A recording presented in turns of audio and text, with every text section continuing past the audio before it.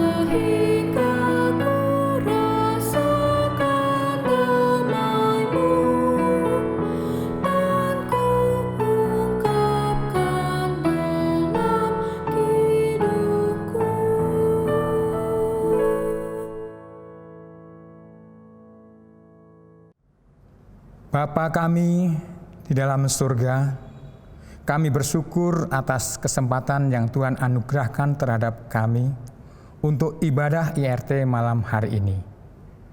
Ampunilah ya Tuhan dosa-dosa kami, dan berkatilah ibadah ini yang kami alaskan dalam nama Bapa, Anak, dan Roh Kudus. Amin.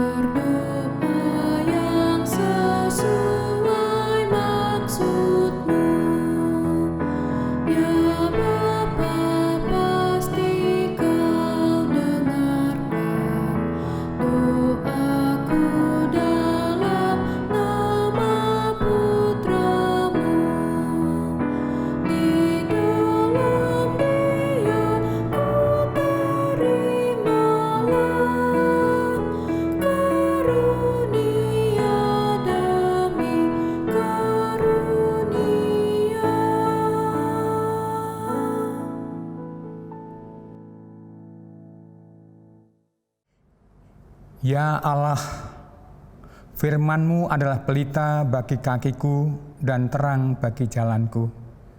Firman-Mu lebih indah daripada emas tua dan lebih manis daripada tetesan madu. Untuk itu Tuhan, kami ingin hidup bahagia bersama-sama dengan firman-Mu. Karuniakanlah Roh Kudus agar kami menjadi pelaku-pelaku firman Tuhan. Amin. Marilah berdiri untuk mendengarkan firman Tuhan berdasarkan bacaan Alkitab dari Esra pasal 2 ayat 64 sampai 70 yang menyatakan. Esra pasal 2 ayat 64 hingga 70 yang menyatakan, seluruh jemaat itu bersama-sama ada 42.360 orang, selain dari budak mereka laki-laki dan perempuan yang berjumlah 7.337 orang. Pada mereka ada 200 penyanyi laki-laki dan perempuan. Mereka mempunyai 736 ekor kuda, 245 ekor bagal, 435 ekor unta, dan 6.720 ekor keledai. Beberapa kepala kaum keluarga tatkala datang ke rumah Tuhan yang di Yerusalem, mempersembahkan persembahan sukarela guna pembangunan rumah Allah pada tempatnya semula. Mereka memberi sumbangan sekedar kemampuan mereka untuk perbendaharaan guna pekerjaan itu sebanyak 61.000 dirham emas, 5.000 mina perak, dan 100 helai kemeja imam.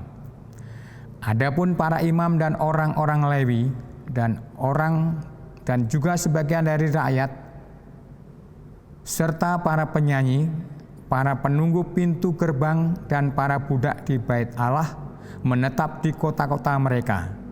Demikian juga semua orang Israel yang lain masing-masing di kota-kotanya sendiri.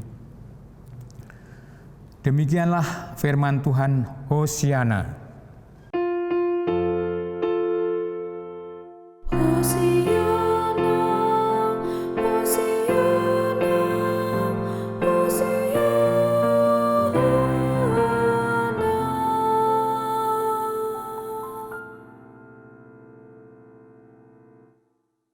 Jemaat kekasih Tuhan, tema SBU pada malam hari ini berjudul Memberi Diri dan Harta Benda.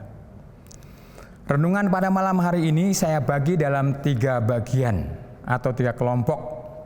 Yang pertama, siapakah Israel itu dan apa hubungannya dengan orang Kristen masa kini? Yang kedua, siapakah Kores itu dan apa hubungannya dengan Esra? Dan yang ketiga, apakah harta benda itu? Ternyata ada orang kaya yang bodoh dan ada orang beriman yang peduli. Jemaat kekasih Tuhan Yesus Kristus, baiklah saya akan jabarkan atau uraikan yang pertama kali. Siapakah Israel dan apakah hubungannya dengan kita orang Kristen masa kini? Israel artinya umat pilihan Allah.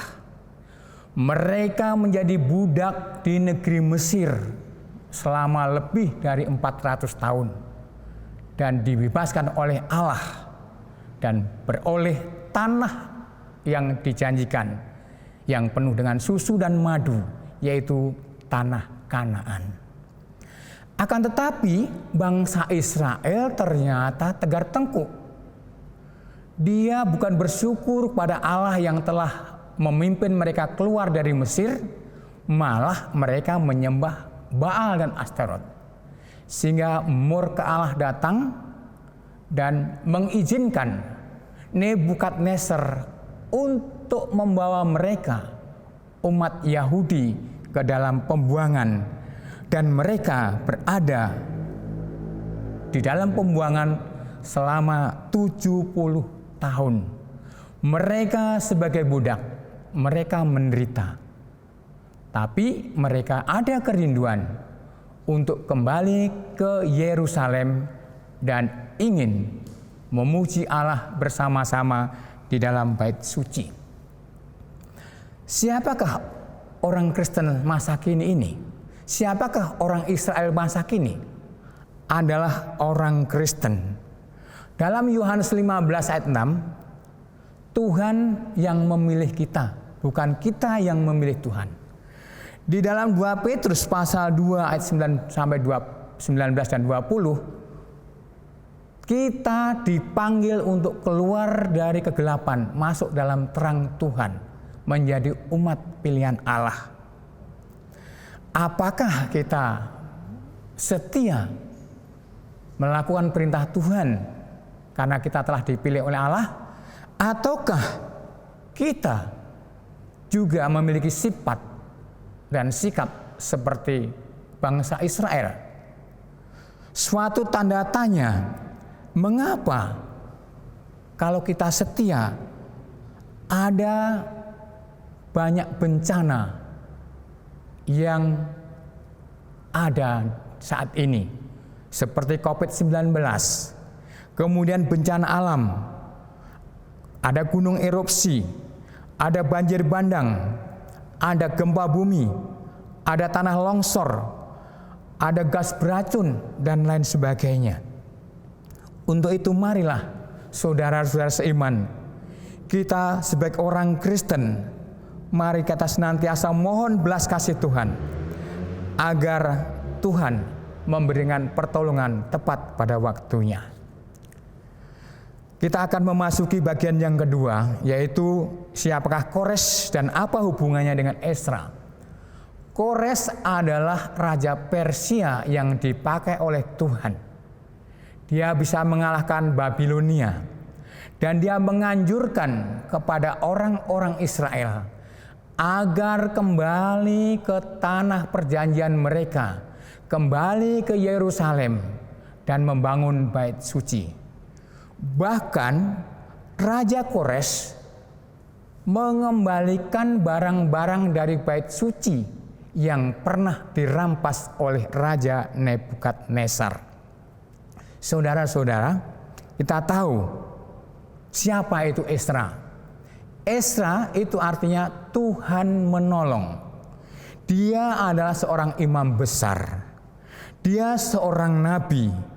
Dia seorang ahli Taurat yang mendapat mandat dari Raja Kores untuk kembali ke Yerusalem dan membangun bait suci. Kalau boleh disejajarkan, mungkin Ezra ini sama dengan ketua sinode atau ketua PGI atau ketua Mawi dan lain sebagainya. Jemaat kekasih Tuhan Yesus Kristus, kita masuk bagian yang ketiga tentang harta benda. Tentang harta benda. Dalam Alkitab ada pengajaran Tuhan Yesus tentang orang kaya yang bodoh. Orang kaya yang bodoh tamak, serakah, dan kikir. Dia menganggap harta benda memberikan kebahagiaan dalam hidupnya. Maka dia berkata begini, "Hai jiwaku, tenanglah, bersenang-senanglah, makanlah, ada banyak harta bertahun-tahun untukmu." Tetapi apa yang terjadi? Malam itu jiwanya diambil daripadanya. Hai orang kaya yang bodoh, apakah gunanya harta itu bagimu? Demikian orang kaya yang kikir. Dia meninggal dalam keadaan yang sangat menyedihkan. Kemudian dilanjutkan lagi dalam kisah Lazarus. Orang kaya yang kikir itu masuk ke dalam neraka. Kata Mbak Lana, masuk neraka itu go to hell. Di neraka, orang kaya yang kikir itu menangis meraung-raung, tak henti-hentinya menderita karena hukuman akibat kehidupan di dunia yang tidak punya belas kasihan. Berbeda dengan dalam Kejadian 14 ayat 20, ada orang kaya yang memiliki peduli, yaitu Abraham, memberikan persembahan kepada imam besar Melkisedek karena dia merasa diberkati oleh Tuhan. Dalam cerita orang kaya dan Lazarus, Abraham ada di surga bersama-sama dengan Lazarus. Dia hidup bahagia bersama para malaikat. Dia hidup dengan senang berada di dalam kerajaan Allah. Kata Mbak Lana lagi, in heaven. Nah, Bapak Ibu jemaat kekasih Tuhan, kita kembali pada bacaan Alkitab. Orang Israel yang kembali ke Yerusalem untuk membangun bait suci ada 42.360 ditambah 73.337 berjumlah 115.679. Mereka membawa harta benda berupa emas, perak, dan ternak. Dalam Alkitab disebutkan ada 736 kuda, 245 bagal, 435 unta, 6.720 keledai. Ini berarti mereka di pembuangan tetap bekerja mengusahakan kesejahteraan. Bapak Ibu kekasih Tuhan, untuk membangun bait suci, Ezra tentunya membuat program yang tidak mudah. Dia memerlukan SDM, sumber daya manusia, dan juga dana atau keuangan. Ternyata programnya disambut dengan antusias, dengan senang hati oleh orang-orang Israel yang pulang. Dengan sukarela, mereka mengumpulkan emas sebanyak 61.000 dirham Persia. 1 dirham itu ada 8 gram. Kalau dirupiahkan 8 gram itu ada 4 juta. Jadi emas yang terkumpul kalau dirupiahkan ada 61.000 kali 4 juta. Berarti ada 244 miliar. Itu dari emasnya. Dari perak terkumpul 5.000 mina. 1 mina itu 100 dinar. 1 dinar itu untuk upah bekerja 1 hari. Kalau di Indonesia anggaplah 100.000. Jadi 500 mina perak itu kalau dirupiahkan saya hitung adalah 5.000 kali 100 kali 100.000. Jadi ada 50 triliun. Kemudian ada juga 100 pakaian imam. Berapa nilainya? Hitung sendiri. Dalam kitab bilangan ada. Kira-kira kalau 100 pakaian imam itu berapa miliar? Bapak Ibu kekasih Tuhan Yesus Kristus, mereka dengan senang hati memberikan sumbangan untuk pembangunan bait suci. Jemaat, kita pun yang masa kini sedang menghadapi COVID-19, pasti ada kerinduan ibadah di Jemaat Petrus.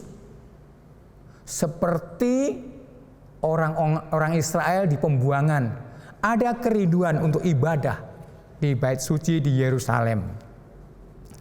Nah, kita tahu Bapak Ibu yang dalam kasih Kristus, pembangunan yang dipimpin Ezra perlu program dibentuk SDM dan dana. Demikian juga pelayanan di GPB Petrus diperlukan juga SDM dan dana. Marilah kita sambut dengan senang hati program-program yang dibuat oleh PHM maupun oleh BPK dan yang lain-lain. Marilah dengan senang hati kita memberikan apa yang diperlukan, sebab Jemaat Petrus memerlukan persembahan dari jemaatnya. Saat ini ada persembahan langsung, ada juga persembahan secara virtual, bahkan ada program dengan adanya celengan dan juga pencarian dana untuk Paskah. Mari kita sambut dengan senang hati apa yang menjadi program Jemaat Petrus, sebagaimana Ezra membuat program untuk membangun bait suci di Yerusalem. Bapak Ibu dalam kasih Kristus, kembali kepada pembangunan bait Allah. Dalam perjanjian baru, bait Allah itu adalah tubuh kita. Ya, jadi tubuh kita ini menjadi rumah Tuhan, menjadi bait Allah. Oleh sebab itu marilah kita selalu menjaga tubuh kita memiliki hati yang bersih, memiliki pikiran yang bersih, memiliki perkataan yang bersih, dan memiliki perbuatan yang bersih. Dengan cara bagaimana? Dengan cara mohon pertolongan Roh Kudus, berdoa, membaca Alkitab, karena firman Allah adalah pelita bagi kakiku dan terang bagi jalanku. Firman Allah lebih indah daripada emas tua dan lebih manis daripada tetesan madu. Jemaat kekasih Tuhan, marilah kita senantiasa mohon pertolongan kepada Tuhan, pada Roh Kudus, agar kita dapat melakukan firman Allah sesuai apa yang dikehendaki oleh Tuhan.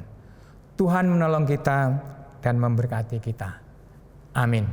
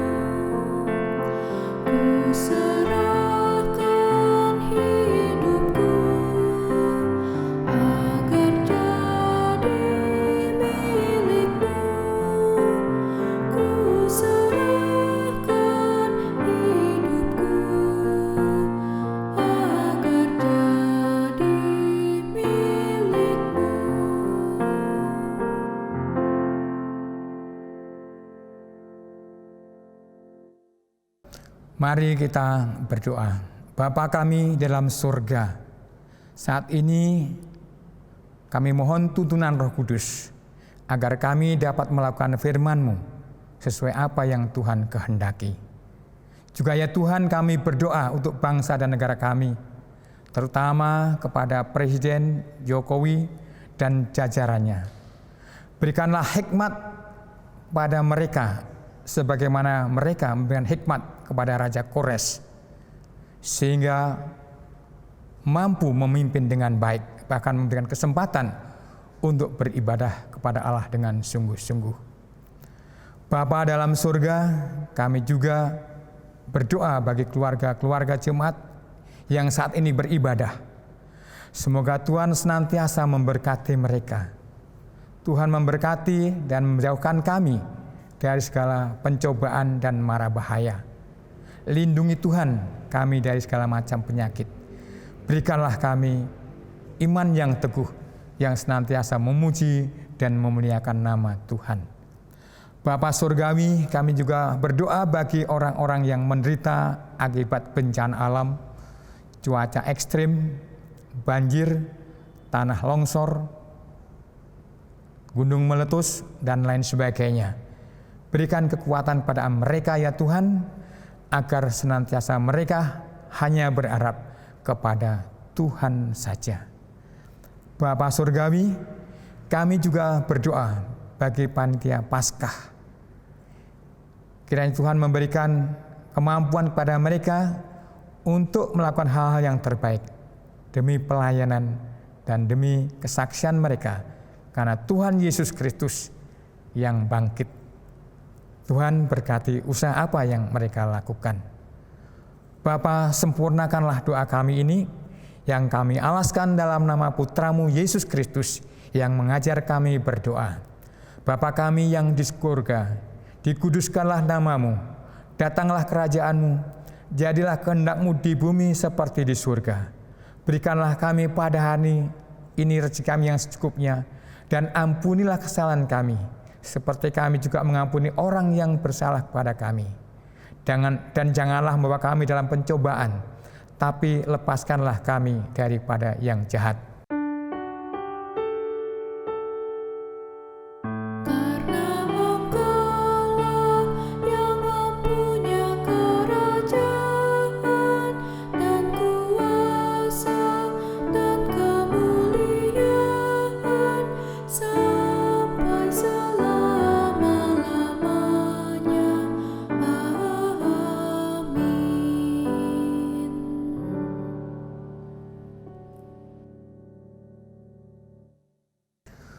Jemaat yang dikasihi Tuhan Yesus Kristus, marilah kita mengucap syukur atas semua berkat Tuhan dalam hidup dan karya kita melalui persembahan sukarela sambil mengingat nats Alkitab dalam 1 Tawarikh 16 ayat 34 yang menyatakan, "Bersyukurlah kepada Tuhan sebab Ia baik, bahwasanya untuk selama-lamanya kasih setianya.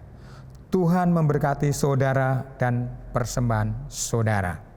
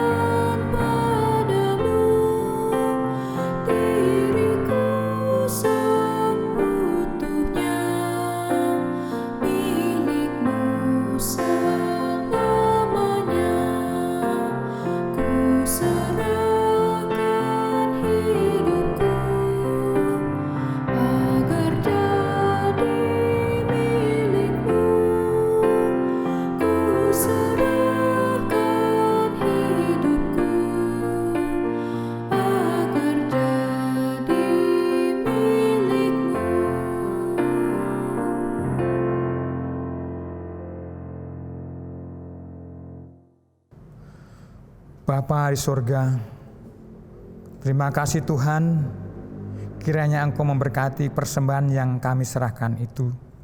Jadikanlah menjadi berkat bagi orang lain. Dalam nama Tuhan Yesus kami menyerahkan persembahan kami. Amin. Marilah kita berdiri untuk mendengarkan amanat dari Tuhan. Marilah tetap setia dalam kehidupan yang menjadi teladan, dalam pelayanan bagi sesama untuk kemuliaan nama Tuhan.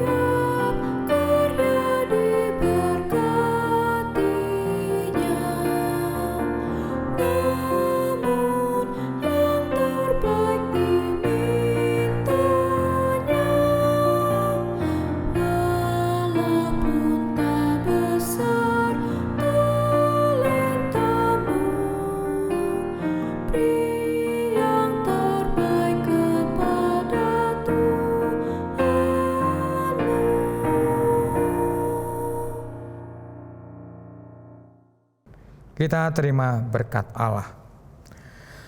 Allah sumber kasih, sumber berkat, dan sumber pertolongan. Kiranya senantiasa menyertai kita dari sekarang sampai kekal selama-lamanya.